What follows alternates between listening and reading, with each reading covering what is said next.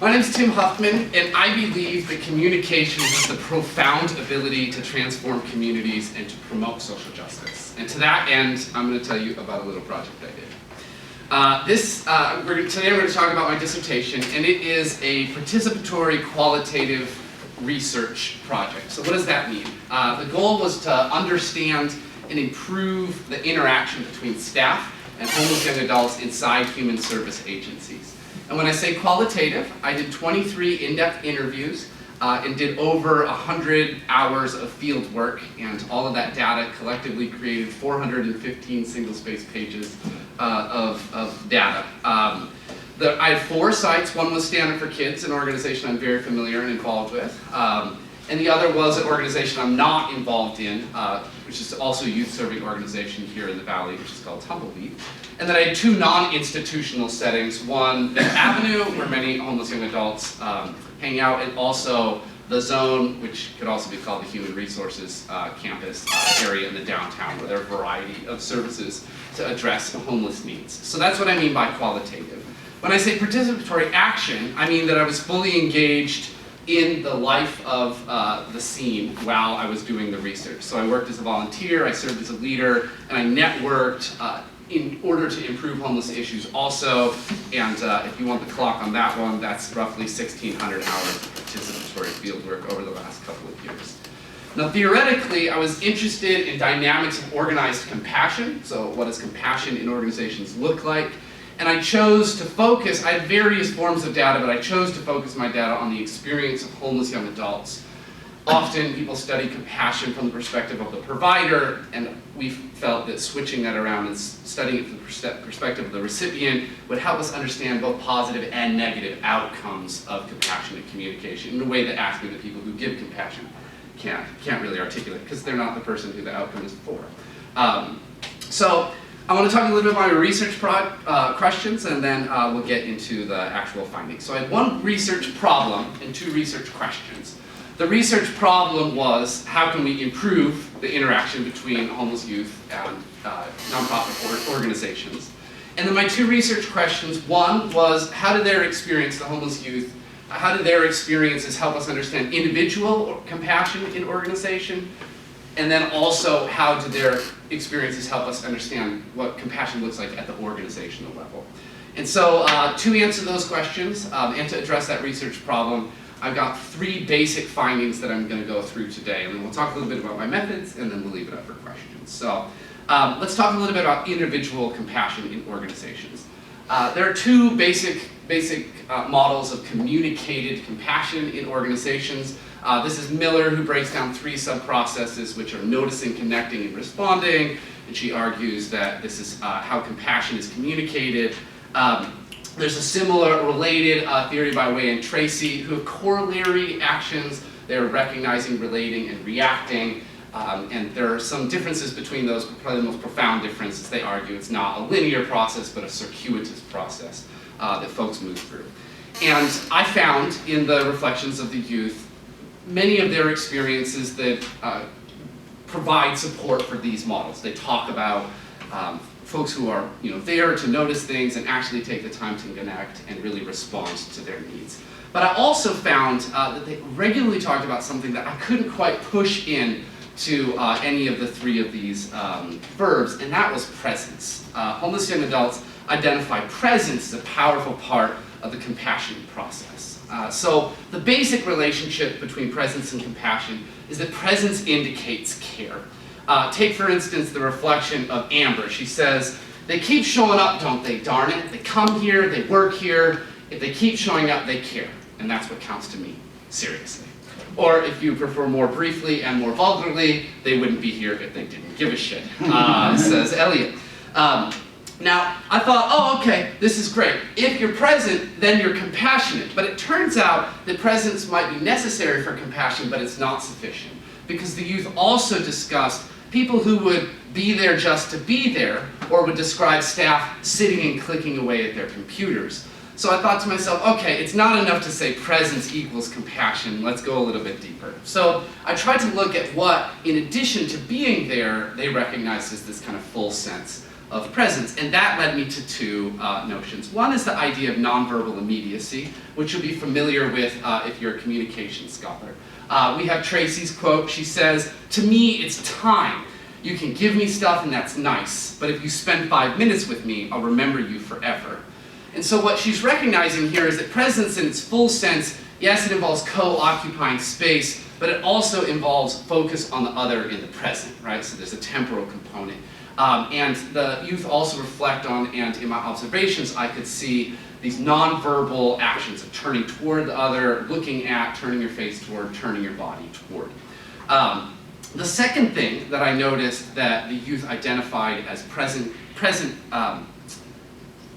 in the full sense was acts of physical service. Take CJ. He says, "The volunteers," some of those volunteers are here today, "stand in a 100-degree kitchen and cook bacon, eggs, and pancakes for 2 hours, and then maybe another hour later they go into that same 100-degree kitchen and cook lunch. If that's not compassion, then what is?" And so what I ultimately end up arguing is that presence in its full sense involves two things. One is being there, right, with your body, and the second is what I term embodied aboutness. And there are two forms of embodied aboutness, and that's just making your body about the other. And that can be in sort of a representational way. You can turn your body toward the other, or you can make your body exist in the service of the other. You can burn your calories so others can consume theirs. So what does this mean? How does presence impact how we think about these things? This is a fairly modest theoretical contribution. If you take the linear approach, I argue that presence becomes a necessary kind of step zero precondition for the other sub-processes to happen. Now, Way and Tracy's model is circuitous, so you can't really identify which step it is because it's a circle. But I argue that presence becomes kind of the embodying context within which the other three processes exist, and the embodied outcome. So something like this, or if you prefer, like this. So this is more or less what I argue that we need to recognize in our theories that presence is an important part. So let's move on to stage two. Compassion doesn't always work out.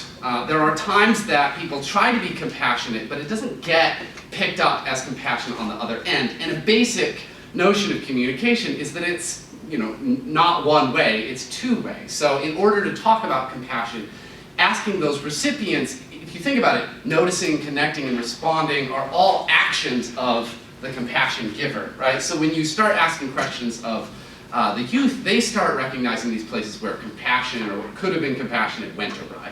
So I chose to organize these things using the extended verbs, presence not a verb, the extended traits of the compassion model. And so I conceptualize a rupture in compassion is when one of these four things happens, but it doesn't get interpreted as compassionate on the other side. So I'll go through and give some real quick examples so that you kind of wrap your head around that. So in the case of presence, you can be somewhere with your body but be intimidating, right, if you're not welcome. Police officer, when they pull you over, they're present, they're very present. They've got a lot of nonverbal immediacy too, but not for compassionate because it's intimidating.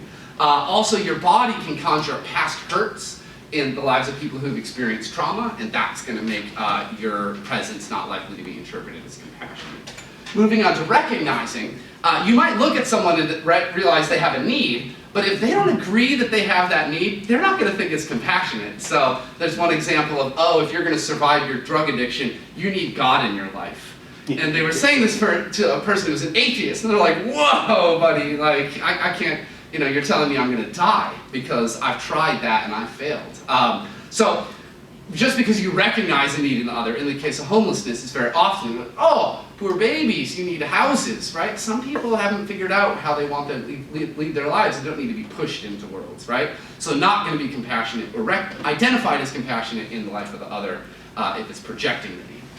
With regard to relating, you can have an emotional connection to somebody else, but that can be kind of like on sort of this illegitimate level. Like my dark side can connect to your dark side, and I can illegitimize the needs that flow through that.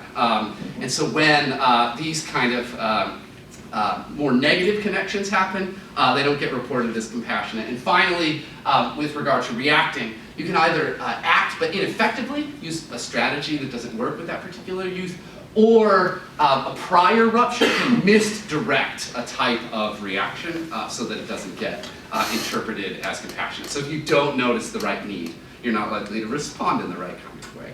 So these are a variety of examples, and I thought a lot about how I could kind of clearly express why some of these things worked and why they didn't. And I ended up using the notion of prepositions.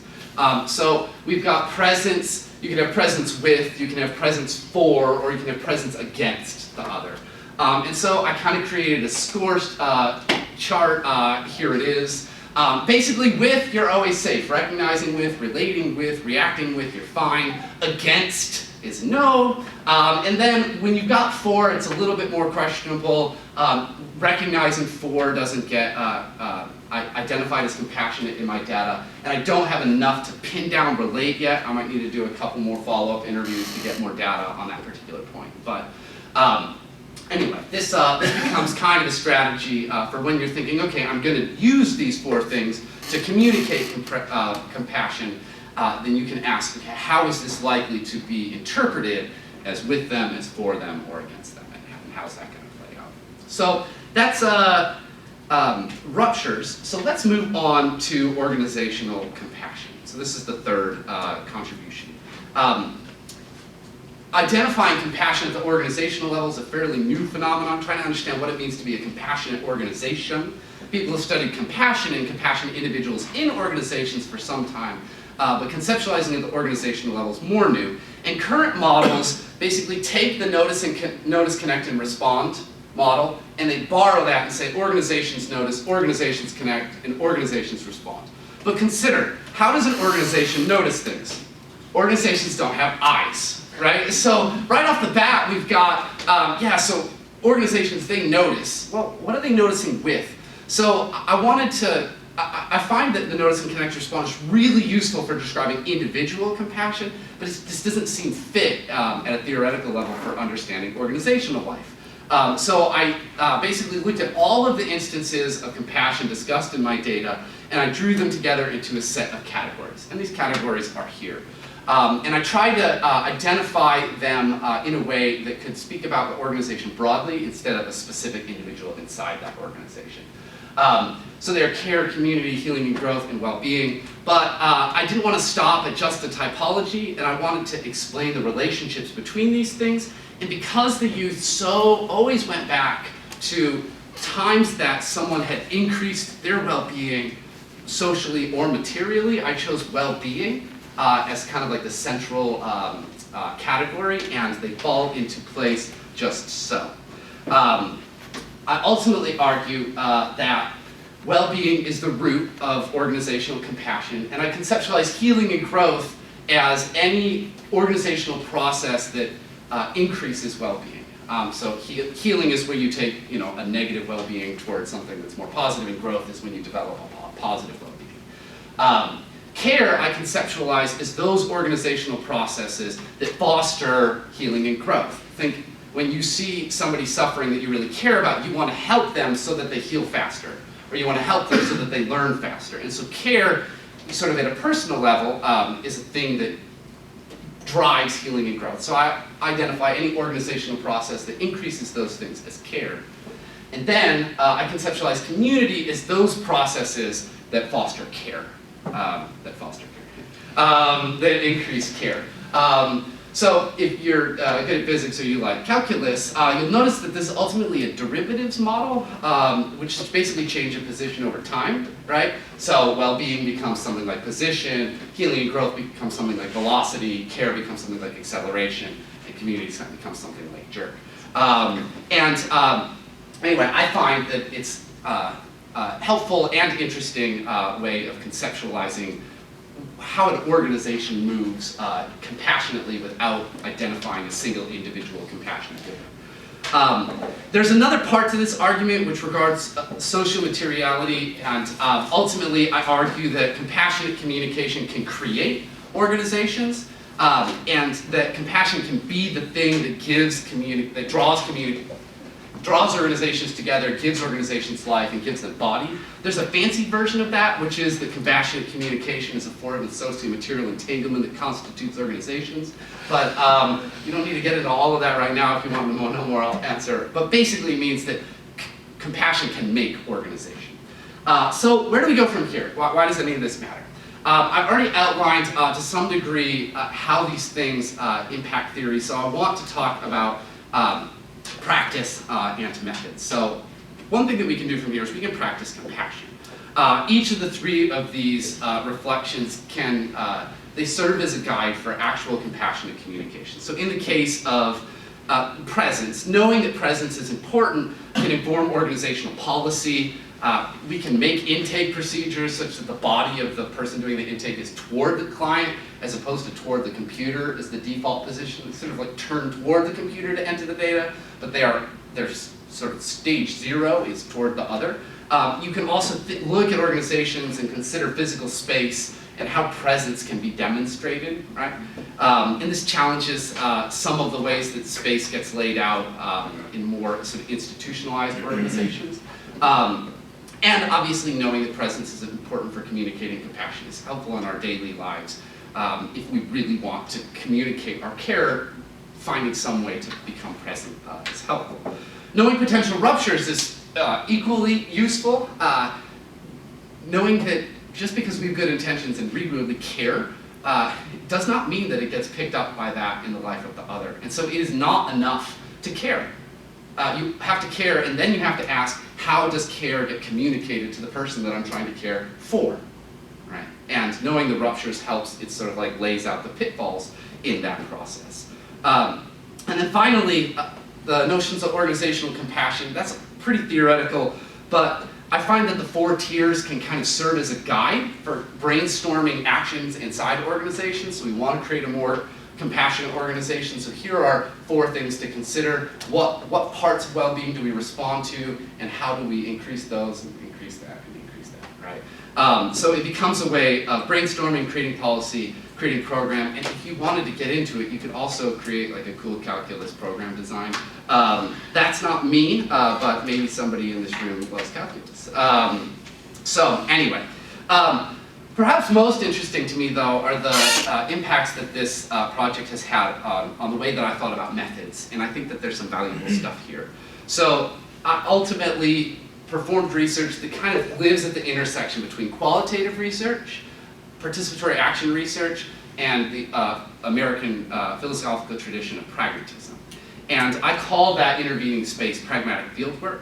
And I offer my project as an example of this pragmatic fieldwork. So part of what I identify is that there are 8 practices to pragmatic fieldwork, and they are ask, observe, labor, serve, gather, present, reflect, and envision. And these 8 become kind of a checklist. If you are doing these 8 things, then I'm likely to call you a pragmatic fieldworker.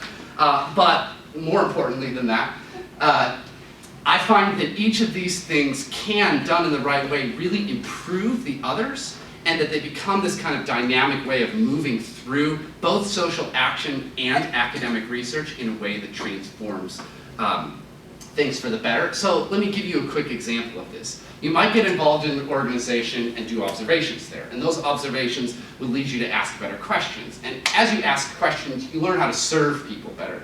But as you start to serve people, you start thinking about different ways that the organization can work. And based on those reflections, you envision new forms of the organization working. And then you take those ideas, you put them together, and you share them with other people. But whenever you share things, it always changes the way that you see what you see in the world. And based on those new observations, you decide, no, there need to be new forms of effort and labor that we put into this. And so based on that labor, I can't do it alone, and so I gather new resources and new people, and by gathering people, we serve people better.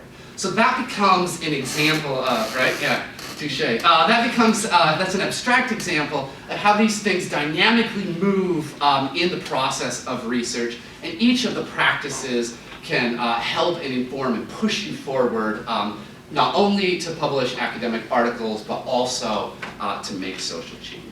Perhaps most abstractly is this project contribution to what I call relational epistemology. I believe that knowledge is relational in two important ways.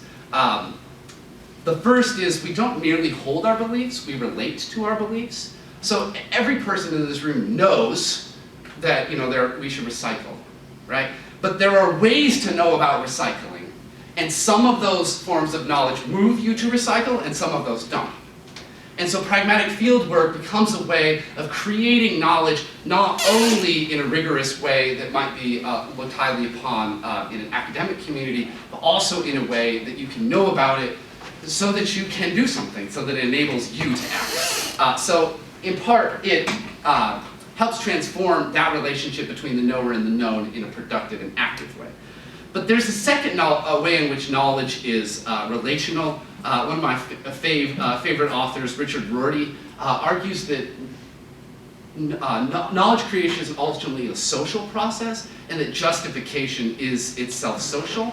And so while you've got all kinds of knowers, and they each have a relationship between themselves and the known, knowledge is also a relationship between knowers. And when you start to realize that and think about that, the process of research becomes different. If we know together, if Rorty is right, and research is about creating knowledge, then shouldn't research methods be also about creating relationships?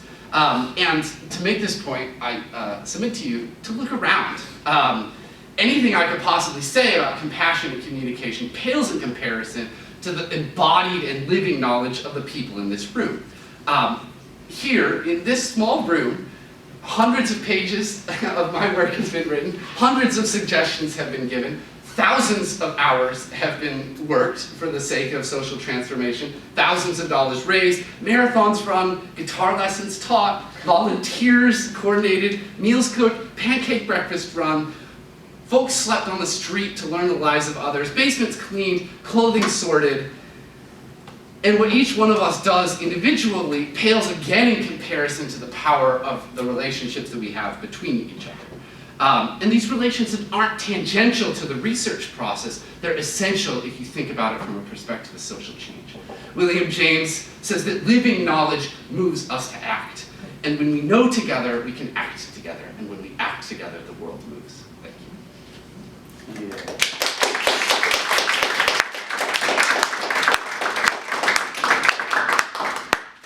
Thanks, Tim, for the guy who generally does not like PowerPoint slides, I have to say. Those were very good.